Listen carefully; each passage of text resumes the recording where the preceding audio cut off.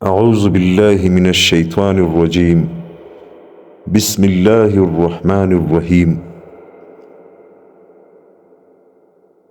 حضرت داؤد علیہ السلام کا واقعہ۔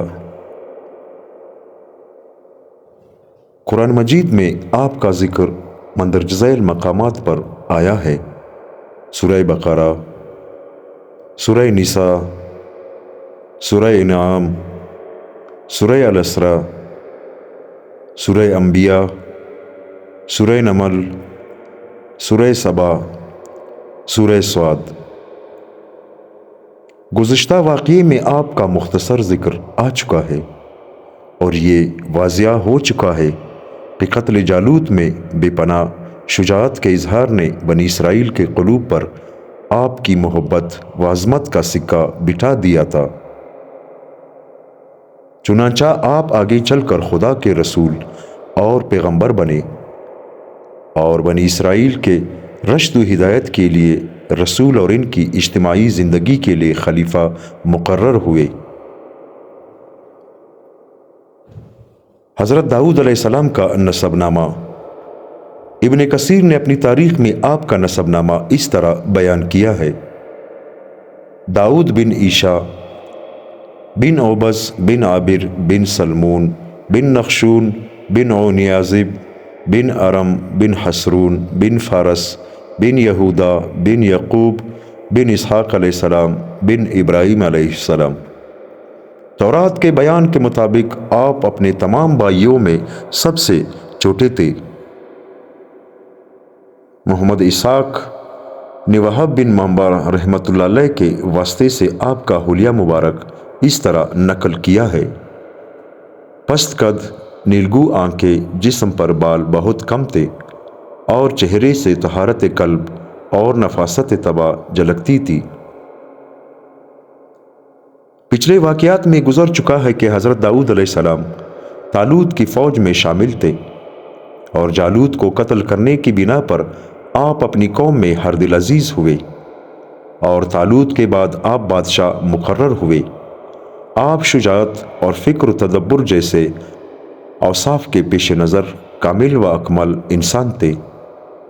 فتح و کامرانی آپ کے قدم چومتی تھی اور آپ پر خدا کے فضل کا یہ حال تھا کہ دشمن کے مقابلے میں آپ کی جماعت کتنی ہی مختصر ہوتی، کامیابی ہمیشہ آپ ہی کے ساتھ رہتی۔ اس لیے تھوڑے عرصے میں آپ نے شام، عراق، فلسطین اور شرق اردن کے علاقوں پر اپنا حکم نامہ نافذ کر دیا اور خلیج عقبہ سے لے کر فرات کے تمام علاقوں اور دمشق تک تمام ملک آپ کے زیر نگی تھا۔ اس لیے یہ کہنا بیجا نہ ہوگا کہ آپ کی حکومت بلا شرکت ساری اقوام کی واحد سلطنت تھی۔ پھر اتنی عظیم مملکت کے ساتھ ساتھ وحی الہی کے شرف نے آپ کی عظمت و شوکت کو اور بھی زیادہ بلند کر دیا تھا۔ رعایا کو یقین تھا کہ اگر حضرت داؤد علیہ السلام کے سامنے انتہائی پیچیدہ اور کذب و اختراع سے ملمہ معاملہ بھی پیش ہو جائے تب بھی وحی الہی کے ذریعے آپ پر حقیقت حال منکشف ہو جاتی ہے۔ اس لیے جن و انس میں سے کسی کو بھی یہ حوصلہ نہیں ہوتا تھا کہ ان کے احکام کی خلاف ورزی کرے۔ ابن جریر نے اپنی تاریخ میں حضرت ابن عباس رضی اللہ تعالیٰ عنہ کی یہ روایت نقل کی ہے کہ ایک مرتبہ دو افراد ایک بیل کا جھگڑا لے کر حضرت داؤد علیہ السلام کی خدمت میں پیش ہوئے۔ ہر ایک یہ کہتا تھا کہ یہ بیل میرا ہے۔ آپ نے اس قضیے کا فیصلہ دوسرے دن پر مؤخر کر دیا۔ دوسرے دن آپ نے مدعی سے فرمایا کہ رات کو اللہ تعالیٰ نے مجھ پر وحی نازل کی ہے کہ تجھے قتل کر دیا جائے، لہٰذا تو صحیح صحیح بات بیان کر۔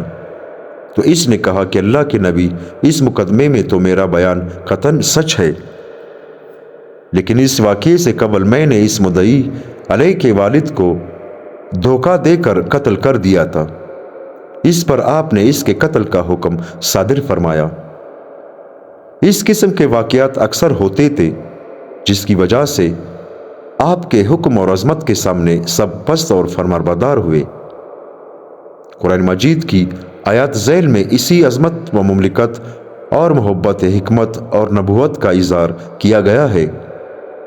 اللہ تعالیٰ فرماتے ہیں، اور ہم نے اس کی حکومت کو مضبوط کیا اور اس کو حکمت نبوت عطا کی اور صحیح فیصلے کی قوت بخشی۔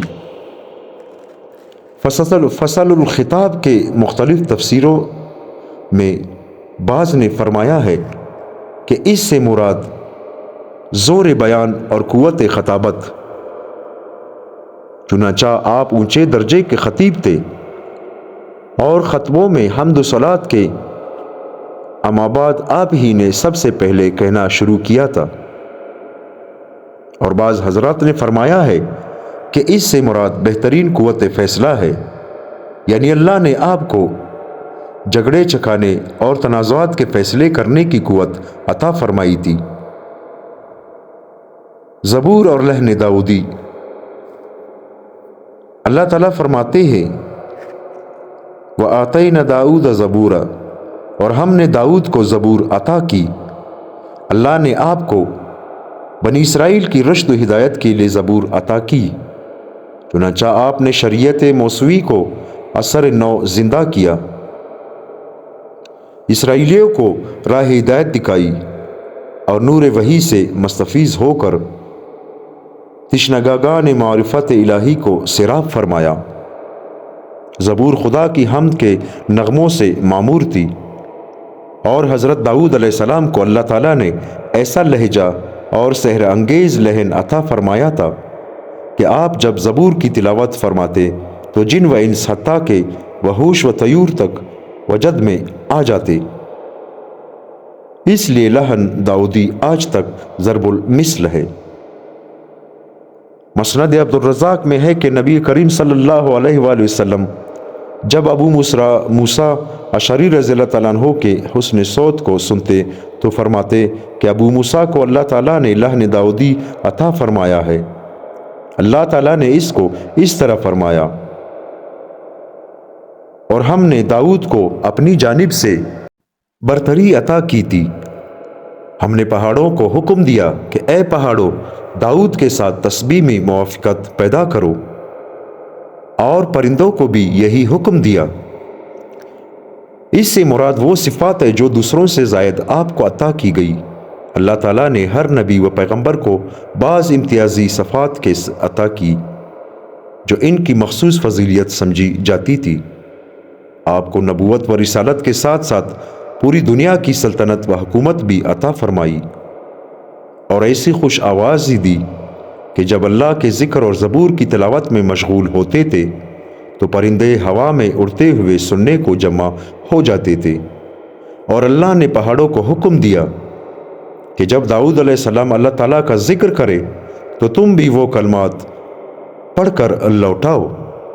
حضرت ابن عباس رضی اللہ تعالیٰ عنہ نے فرمایا، یہ پہاڑوں کی تسبیح جو وہ حضرت داؤد علیہ السلام کے ساتھ ساتھ کرتے تھے اس عام تسبیح کے علاوہ ہے جس میں کل مخلوق شریک ہے، جو ہر وقت اور ہر زمانے میں جاری ہے، جس کے بارے میں ارشاد ہے، اور دنیا کی کوئی چیز ایسی نہیں جو اللہ کی حمد و ثنا نہ کرتی ہو، مگر تم ان کی تسبیح کو نہیں سمجھتے۔ حضرت داؤد علیہ السلام کی آواز کے ساتھ پہاڑوں کا آواز ملانا اور تسبیح کو دہرانا، یہ صدائے بازگشت کے طور پر نہ تھا جو عام طور پر گنبد یا کنویں وغیرہ میں آواز دیتے وقت آواز کے لوٹنے سے سنی جاتی ہے، کیونکہ قرآن کریم نے حضرت داؤد علیہ السلام پر خصوصی انعام و فضل کی حیثیت سے ذکر فرمایا ہے۔ آواز بازگشت میں کسی کی خصوصیت کا کیا تعلق ہے؟ وہ تو ہر انسان چاہے کافر ہی ہو، بازگشت کی جگہ میں اس کی آواز بھی لوٹتی ہے۔ حضرت داؤد علیہ السلام کے ہاتھ پر لوہے کا موم ہونا، شاہی اور شہنشاہی کے باوجود آپ بیت المال سے ایک حبہ بھی نہیں لیتے تھے، اور اپنا مال اور اہل و عیال کے معاش کا بار بیت المال پر نہیں ڈالتے تھے، بلکہ اپنی محنت اور ہاتھ کی کمائی سے حلال روزی حاصل کرتے اور اس کو ذریعہ معاش بناتے۔ حضور اکرم صلی اللہ علیہ وآلہ وسلم نے ارشاد فرمایا کہ کسی انسان کا بہترین رزق اس کے اپنے ہاتھ سے کمایا ہوا رزق ہے، اور بلا شبہ حضرت داؤد علیہ السلام اپنے ہاتھ سے روزی کماتے تھے۔ شیخ بدر الدین عینی رحمۃ اللہ علیہ فرماتے ہیں کہ حضرت داؤد علیہ السلام دعا مانگا کرتے تھے کہ خدایا ایسی صورت پیدا فرما دے کہ میرے لیے ہاتھ کی کمائی آسان ہو جائے، کیونکہ بیت المال پر میں اپنی معاش کا بوجھ نہیں ڈالنا چاہتا۔ دراصل حضرت داؤد علیہ السلام کا یہ پاک جذبہ اس پیغمبرانہ امتیاز سے تھا جس کا ذکر قرآن عزیز نے تمام پیغمبروں کی رشد و ہدایت کے سلسلے میں کیا ہے کہ ہر نبی اپنی امت کو جب پیغام الہی سناتا ہے تو ساتھ ساتھ یہ بھی کہہ دیتا ہے کہ میں تم سے اس خدمت کا کوئی معاوضہ نہیں چاہتا، میرا معاوضہ تو اللہ کے ذمے ہے۔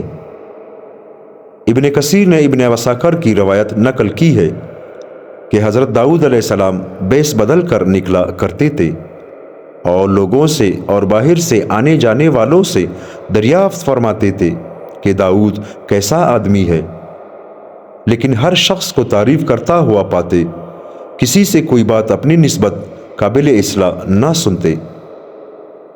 ایک مرتبہ اللہ تعالیٰ نے ایک فرشتے کو انسانی شکل میں نازل فرمایا۔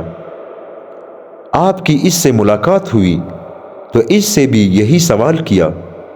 اس فرشتے نے کہا کہ داؤد تو اچھا ہے، اچھا آدمی ہے، لیکن اس میں اگر ایک کمی نہ ہوتی تو وہ کامل بن جاتا۔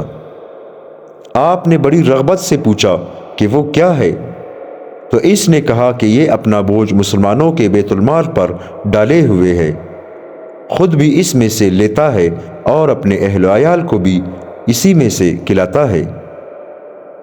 حضرت داؤد علیہ السلام کے دل پر یہ بات اثر کر گئی اور اسی وقت جناب باری تعالیٰ کی طرف نہایت تضرع وزاری سے جھکے اور دعائیں کرنے لگے کہ خدایا مجھے کوئی کام کاج ایسا سکھا دے جس میں اتنا حاصل کر لیا کروں جو میرے اور میرے اہل و عیال کو کافی ہو جائے۔ اللہ تعالیٰ نے انہیں زرہ بنانا سکھا لی، پھر اپنی رحمت سے ان کے لیے لوہے کو بالکل نرم کر دیا۔ لوہے کو جس قدر کھینچتے اور جدھر موڑتے لوہا موم کی طرح ادھر ہی مڑ جاتا۔ حضرت داؤد علیہ السلام کو زرہ سازی کی صنعت اللہ نے سکھائی۔ اللہ تعالیٰ فرماتے ہیں اور ہم نے اس کے لیے لوہے کو نرم کر دیا کہ اے داؤد پوری زرہ بنا اور جال بننے میں کڑیوں کو صحیح اندازہ رکھ، اور تم سب نیک کام کرتے رہو، بے شک تم جو کام کرتے ہیں وہ سب دیکھ رہا ہوں۔ خدا کا ایسا فضل آپ پر ہوا کہ آپ کے لیے لوہا بالکل نرم کر دیا گیا، نہ انہیں لوہے کو بٹی میں ڈال کر گرم کرنے کی ضرورت تھی اور نہ ہی ہتھوڑے مارنے کی حاجت۔ لوہا ہاتھ میں آتے ہی ایسا ہو جاتا جیسے دہاگا۔ اب اس لوہے سے بفرمان خداوندی آپ زرہ بناتے تھے، بلکہ یہ بھی کہا گیا ہے کہ دنیا میں سب سے پہلے زرہ آپ ہی نے ایجاد کی ہے۔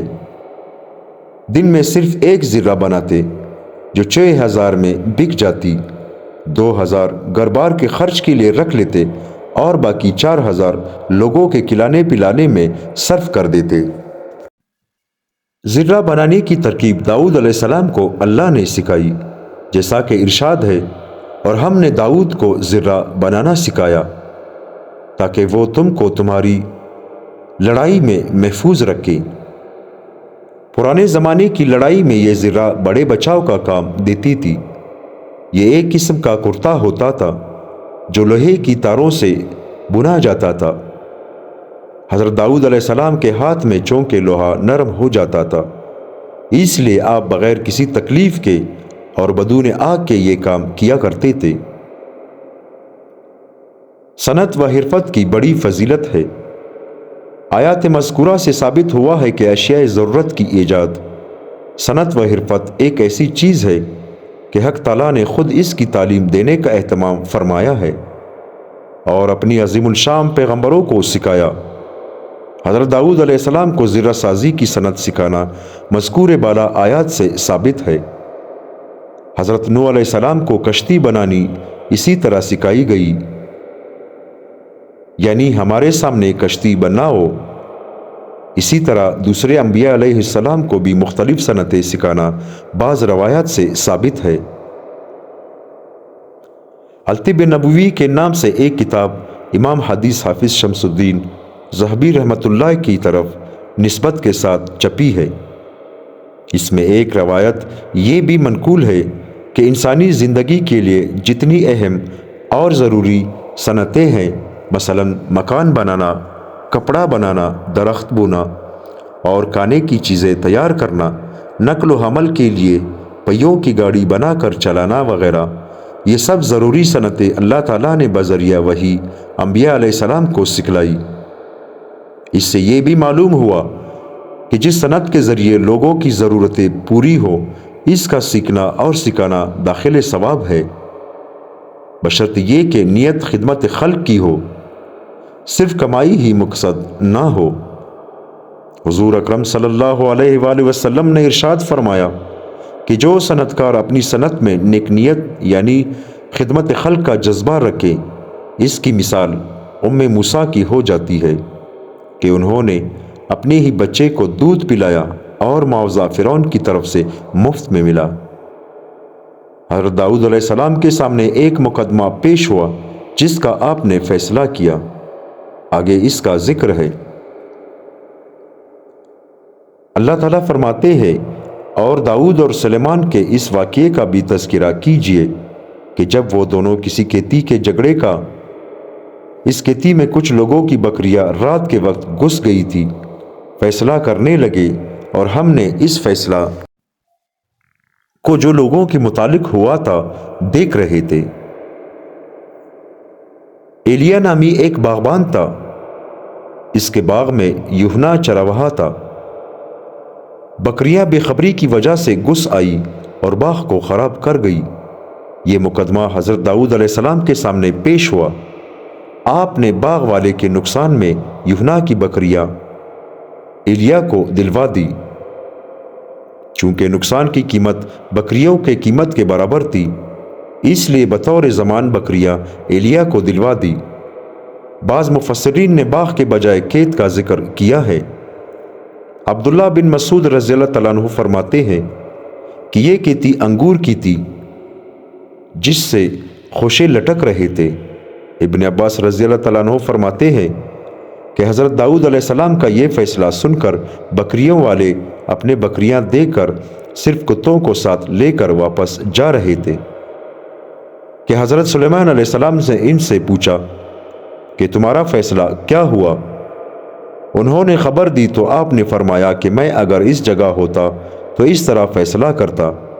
جب اس کی اطلاع حضرت داؤد علیہ السلام کو ملی تو انہوں نے حضرت سلیمان علیہ السلام کو بلا کر پوچھا کہ اگر یہ معاملہ تمہارے سپرد کیا جائے تو تم اس میں کیا فیصلہ کرو گے؟ حضرت سلیمان علیہ السلام نے عرض کیا کہ میں باغبان کو بکریاں دلواؤں کہ وہ ان بکریوں کے دودھ سے فائدہ اٹھائے اور ان سے بچے حاصل کرے، اور یوحنا کو حکم دوں کہ وہ باغ کی آبیاری کرے۔ جب باغ اپنی اصلی حالت پر آ جائے تو وہ باغ یا کھیت اصل مالک کو لوٹا کر اپنی بکریاں اس سے حاصل کر لے۔ اس پر حضرت داؤد علیہ السلام نے حضرت سلیمان علیہ السلام کا فیصلہ نافذ کر دیا۔ حضرت داؤد علیہ السلام نے ایک شرعی فیصلہ کیا تھا اور حضرت سلیمان علیہ السلام نے صلح کا طریقہ اختیار کیا، جیسا اللہ تعالیٰ فرماتے ہیں، پھر ہم نے فیصلہ کی آسان شکلیں سلیمان کو سمجھا دی اور دونوں ہی کو فیصلے کی صلاحیت اور علم عطا کیا تھا۔ مسند احمد میں ہے کہ رسول اکرم صلی اللہ علیہ وآلہ وسلم فرماتے ہیں کہ 2 عورتیں تھیں جن کے ساتھ ان کے 2 بچے بھی تھے۔ بھیڑیا آ کر ایک بچے کو اٹھا کر لے گیا، ایک بچہ جو رہ گیا تھا اس پر دونوں عورتیں آپس میں جھگڑنے لگی کہ یہ بچہ میرا ہے۔ آخر یہ مقدمہ حضرت داؤد علیہ السلام کے سامنے پیش ہوا۔ آپ نے بڑی عورت کے حق میں فیصلہ دے دیا کہ یہ بچہ تیرا ہے۔ جب یہ یہاں سے نکلی تو راستے میں حضرت سلیمان علیہ السلام تھے۔ انہوں نے دونوں کو بلا کر فرمایا کہ چری لاؤ، میں اس بچے کو کاٹ کر آدھا آدھا ان دونوں کو دے دیتا ہوں۔ اس پر بڑی تو خاموش ہو گئی، مگر چوٹی نے واویلا شروع کر دیا کہ خدا آپ پر رحم کرے، آپ ایسا نہ کیجیے، بلکہ یہ لڑکا اسی کا ہے، اس کو دے دیجیے۔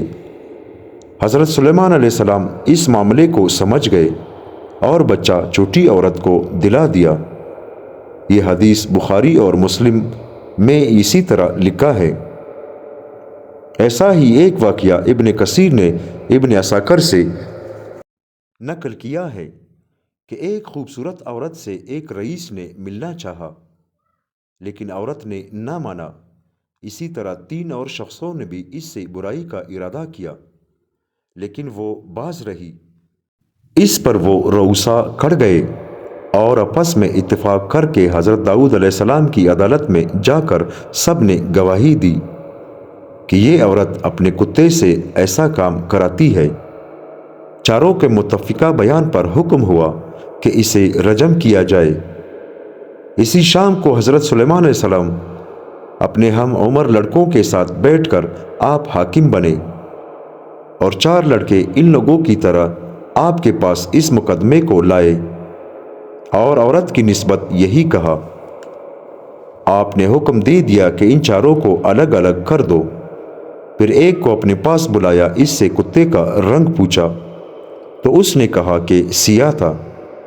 دوسرے کو اپنے پاس بلایا اور اس سے بھی یہی پوچھا تو اس نے کہا کہ سرخ رنگ تھا۔ تیسرے نے کہا کہ خاکی رنگ تھا۔ چوتھے نے کہا کہ اس کا رنگ سفید تھا۔ آپ نے اسی وقت فیصلہ دے دیا کہ یہ نری تہمت ہے اور ان چاروں کو قتل کر دیا جائے۔ حضرت داؤد علیہ السلام کے سامنے بھی یہی واقعہ بیان کیا گیا۔ آپ نے اسی وقت ان چاروں امیروں کو بلایا اور اس طرح ان سے الگ الگ اس کتے کے رنگ کے متعلق سوال کیا تو یہ گڑبڑا گئے، کسی نے کچھ کہا، کسی نے کچھ۔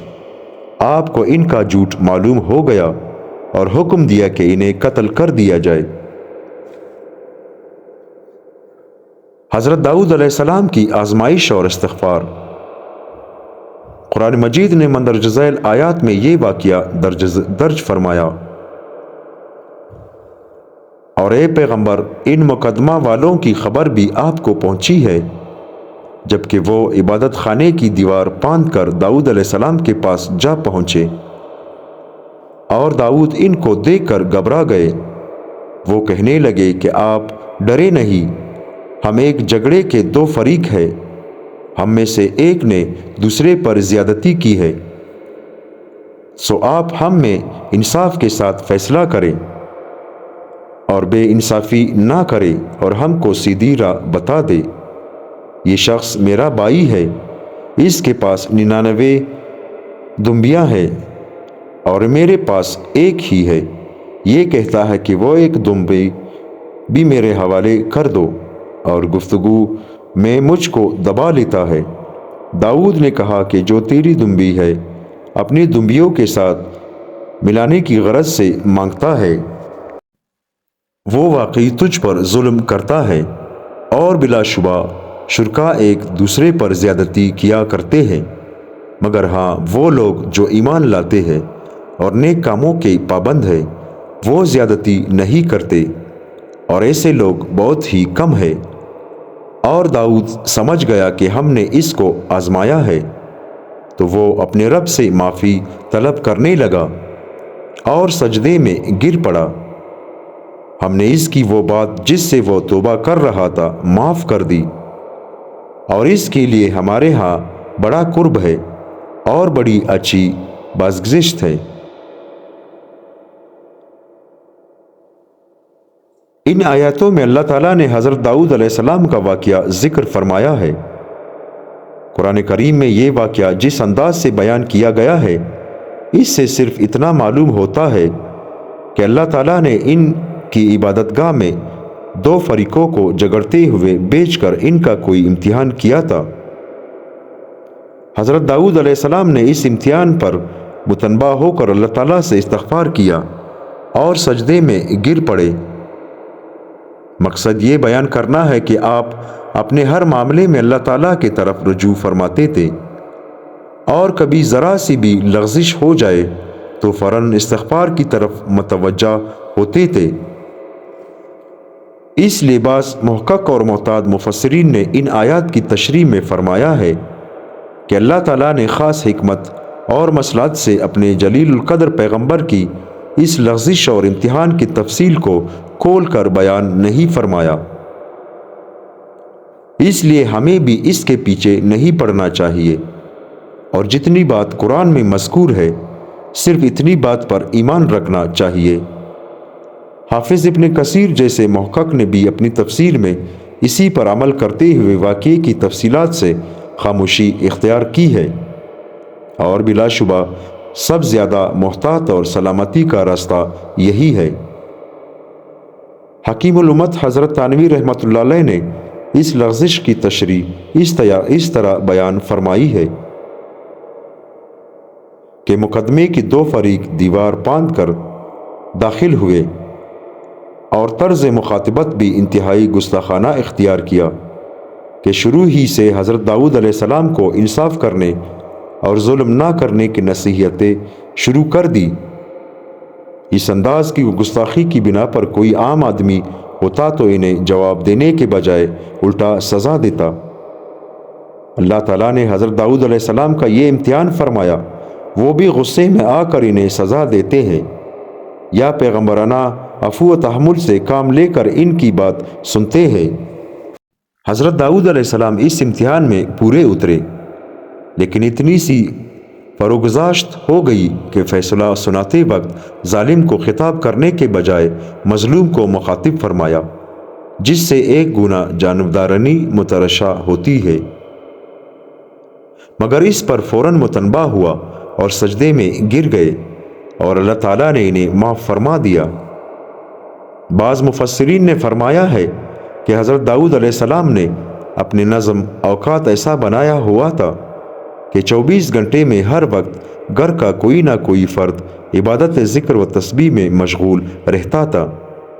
एक रोज़ उन्होंने बारी ताला से अर्ज़ किया कि ए परवरदिगार, दिन और रात की कोई ऐसी घड़ी नहीं गुज़रती जिसमें दाऊद के घर वालों में से कोई ना कोई आपके इबादत, नमाज और तस्बीह और ज़िक्र में ना हो। अल्लाह ताला ने फरमाया कि दाऊद, ये सब कुछ मेरी तौफीक से है, अगर मेरी मदद शामिल ना हो तो ये बात तुम्हारे बस की नहीं। एक दिन मैं तुम्हें तुम्हारे हाल पर छोड़ दूंगा। इसके बाद ये वाक़या पेश आया कि वो आपकी इबादत में मशगूल होने का वक्त था। इस नागहानी कज़िये से इनके औकात का नज़म तब्दील हो गया। हज़रत दाऊद अलैहिस्सलाम झगड़ा चकाने में मशगूल हो गए और आले दाऊद का कोई और फ़र्द भी इस वक्त इबादत और ज़िक्र इलाही में मसरूफ़ ना था। हज़रत दाऊद अलैहिस्सलाम को तंबा हुआ कि जो फ़ख्र ये कलमा ज़ुबान से निकल गया था, ये मुझसे गलती हुई थी। इसलिए आपने इस्तिग़फ़ार फरमाया। इस तौजिया की तायीद अब्दुल्लाह बिन अब्बास रज़ियल्लाहु तआला अन्हु के इस इरशाद से भी होती है, जो मुस्तदरक हाकिम रहमतुल्लाह अलैह में सही सनद के साथ मनकूल है। बहरहाल आजमाइश और इम्तिहान की वजह कुछ भी हो, हज़रत दाऊद अलैहिस्सलाम सिजदे में गिरे और रोना शुरू कर दिया, यहाँ तक कि ना कुछ खाया और ना पिया। आठों पहर रोते ही रहे और अपने परवरदिगार को पुकारते रहे और अपनी तौबा की कबूलियत के लिए दरख्वास्त करते रहे। लोग इनको बीमार समझकर इनकी आयादत को आते, हालांकि वो बीमार ना थे, लेकिन अल्लाह के खौफ ने आपका ये हाल कर दिया था। बनी इसराइल के बड़े बड़े राहिब भी इनके साथ रोने में शरीक होते थे। हज़रत दाऊद अलैहिस्सलाम अपनी एक मामूली लग़ज़िश पर इस कदर मुतासिर हुए और हज़रत हक़ के इम्तिहान की ताब ना ला सके। बार बार फरमाते थे, तेरी ज़ात पाक है اے اللہ، جب میں اپنی خطا کو یاد کرتا ہوں تو میرے اوپر زمین باوجود اپنی کشائش کے تنگ ہو جاتی ہے، اور جب تیری رحمت کو یاد کرتا ہوں تو میری روح مجھ پر واپس آ جاتی ہے۔ الہی، میں تیرے طبیب بندوں کے پاس میں گیا تاکہ وہ میری مرض کی دوا کرے، مگر تمام طبیبوں کو اپنے گناہوں کی وجہ سے بیمار پایا۔ آپ کا یہ رونا ایک عرصے تک جاری رہا۔ آخر حضرت حق کی عنایت نے دستگیری فرمائی اور ارشاد فرمایا، پھر ہم نے وہ لغزش اس کی معاف کر دی، اور بلا شبہ اس کے لیے ہمارے پاس خاص قرب ہے اور بڑی اچھی بازگشت ہے۔ بنی اسرائیل کی نافرمانی اور اس کی سزا۔ بنی اسرائیل کا ایک گروہ شہر ایلیا میں دریا کے کنارے آباد تھا۔ اللہ تعالیٰ نے اس گروہ کا امتحان لیا اور حکم دے دیا کہ ہفتے کے دن مچھلیوں کا شکار نہ کرے۔ ادھر مچھلیاں بھی ہفتے کے دن دریا کے کنارے پر آ جاتی اور آگے پیچھے بالکل غائب ہو جاتی، اور ہفتے کو یہ مچھلیاں پکڑنے سے روک دیے گئے۔ مچھلی دریا کے کنارے رہنے والوں کو ویسے بھی مرغوب ہوتی ہے۔ جب کچھ دن ان کو مچھلیاں نہ ملی تو ماہی بے آب کی طرح تڑپنے لگے۔ جب اس حسرت سے بے تاب ہوئے تو آپس میں مشورہ کیا کہ کسی ہیلے سے مچھلیاں پکڑی جائے تاکہ حرام فعل سے بھی باز رہے اور مچھلی کے شکار سے بھی محروم نہ رہے۔ فیصلہ یہ ہوا کہ جمعے کے دن شام کو دریا کے کنارے پر گڑھے کھودے جائیں اور نالیوں سے ان گڑھوں کو دریا سے ملا دیا جائے۔ چنانچہ دریا کا پانی ان گڑھوں میں بھر جاتا اور پانی کی ہمراہ مچھلیاں بھی ان میں آ جاتی۔ جب مچھلیاں خوب بھر جاتی تو ان نالیوں کو بند کر دیتے تاکہ مچھلیاں نکل نہ جائیں، اور اتوار کے دن ان مچھلیوں کو پکڑ لیتے اور فروخت کرتے اور خود بھی کھاتے اور کہتے کہ ہم نے ہفتے کے دن شکار نہیں کیا۔ ادھر اللہ تعالیٰ نے بھی ان کو مہلت دے دی تاکہ باز آ جائیں۔ حدیثوں میں آیا ہے کہ اس شہر کے لوگوں میں اس بدعملی کی بنا پر 3 گروہ ہو گئے تھے۔ ان میں سے تقریباً 12,000 نصیحت کرنے والے تھے، اور ایک جماعت ایسی تھی جو نصیحت کرنے والوں کو کہتی کہ تم ان کو نصیحت کیوں کرتے ہو، ان کو تو خود خدا سنبھالے گا۔ اور جب ان میں سے ایک جماعت نے جو نافرمانی نہیں کرتی تھی نصیحت کرنے والوں سے کہا کہ تم ایسے لوگوں کو کیوں نصیحت کرتے ہو جن کو خدا ہلاک کرنے والا ہے یا ان کو سخت عذاب کرنے والا ہے، اور وہ ان کو جواب دیتے، اللہ تعالیٰ فرماتے ہیں تمہارے رب کے روبرو اپنی ذمہ داری سے سبکدوش ہو سکے، اور اس توقع پر بھی کہ شاید یہ باز آ جائیں۔ منع کرنے والوں نے حق امر بالمعروف و نہی عن المنکر ادا کیا، یہاں تک انہوں نے اپنے اور اس بدذات گروہ کے درمیان ایک دیوار کھینچ لی تھی اور اپنے کسی کو ان کے پاس نہیں جانے دیتے اور نہ ان میں سے کسی کو اپنے پاس آنے دیتے۔ یہ تقریباً 70,000 افراد تھے جو اس گناہ اور جرم عظیم میں مبتلا تھے۔ چونکہ اللہ تعالیٰ نے بھی ان کو مہلت دی ہوئی تھی اس لیے اس کام کو حلال سمجھتے تھے۔ کہتے ہیں کہ 40 یا 70 برس تک وہ اس نافرمانی پر قائم رہے، یہاں تک کہ حضرت داؤد علیہ السلام کی نبوت اور خلافت کا زمانہ آ پہنچا۔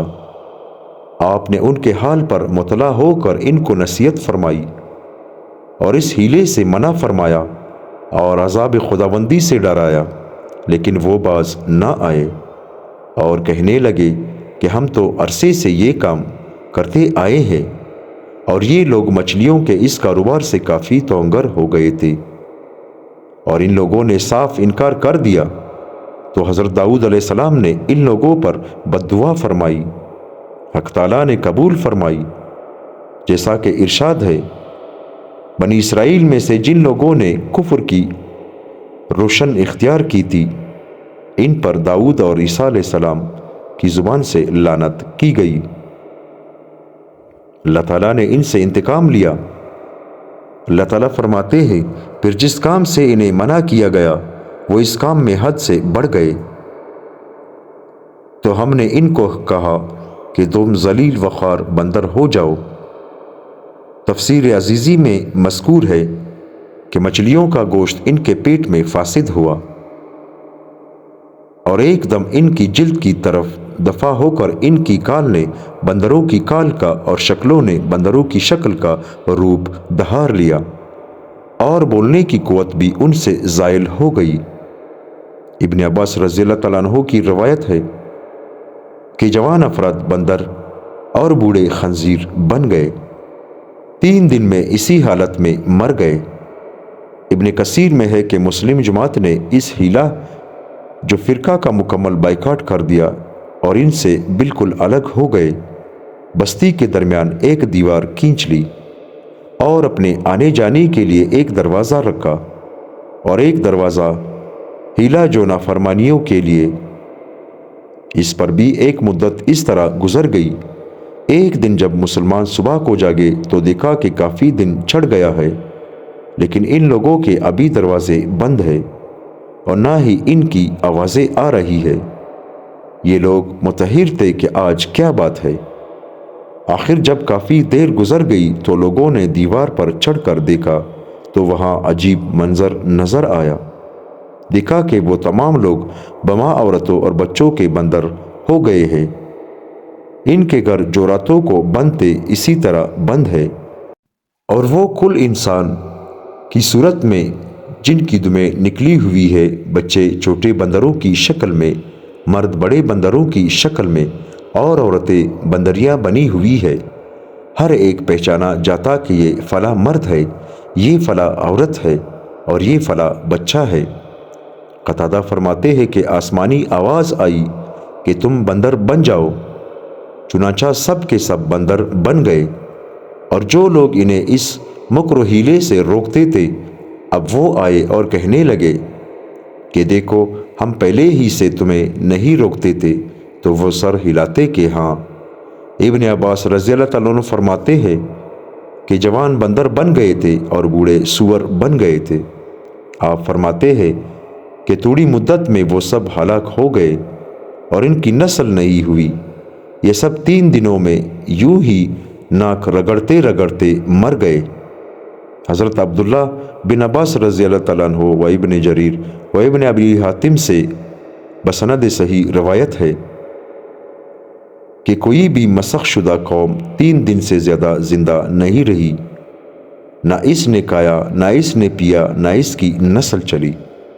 یہ جو بندر اب ہے اور اس وقت بھی تھے یہ تو جانور ہے جو اسی طرح پیدا کیے گئے۔ حضور صلی اللہ علیہ وسلم نے فرمایا تم وہ نہ کرو جو یہودیوں نے کیا، ہیلے حوالوں سے اللہ کے حرام کو حلال نہ کر لیا کرو، یعنی شرعی احکام ہیلہ جوئی سے بچو۔ یہ حدیث بالکل صحیح ہے اور اس کے سب راوی ثقہ ہے۔ اللہ تعالیٰ نے ان کا عبرتناک انجام ذکر کر کے موجودہ لوگوں کے لیے اور آئندہ آنے والوں کے لیے ارشاد فرمایا کہ پھر ہم نے اس واقعے کو ان لوگوں کے لیے جو وہاں موجود تھے اور جو پیچھے آنے والے تھے ایک عبرت آموز واقعہ بنا دیا اور ڈرنے والوں کے لیے موجب نصیحت بنایا۔